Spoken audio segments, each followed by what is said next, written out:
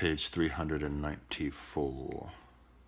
Behind him, Arthur yawed wildly as his skin tried to jump one way and his skeleton another, while his brain tried to work out which of his ears it most wanted to crawl out of.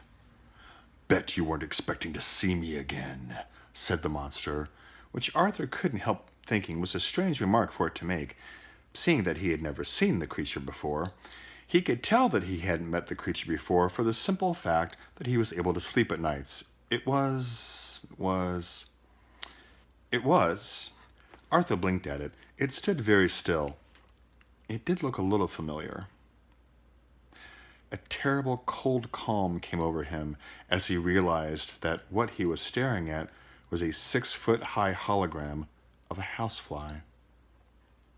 He wondered why anybody would be showing him a 6-foot-high hologram of a housefly at this time.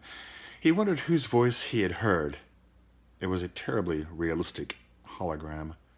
It vanished.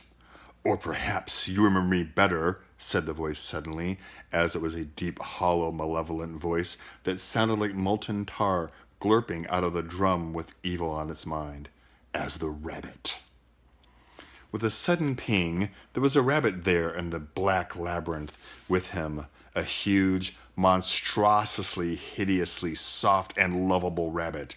An image again, but one on which every single soft and lovable hair seemed like a real and single thing growing in its soft and lovable coat.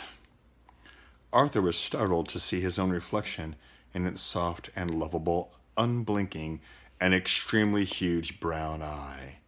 "Born in darkness," rumbled the voice, "raised in darkness. One morning, I poked my head out for the very first time into the bright new world and got it split open by what felt like a primitive weapon, an instrument made of flint. Made by you, Arthur Dent, wielded by you, rather hard as I recall.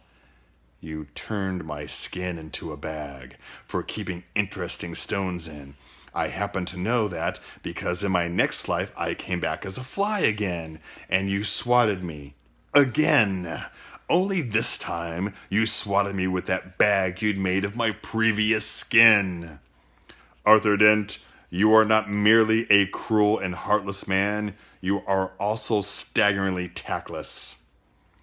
The voice paused while Arthur gawked. "I see you have lost the bag," said the voice.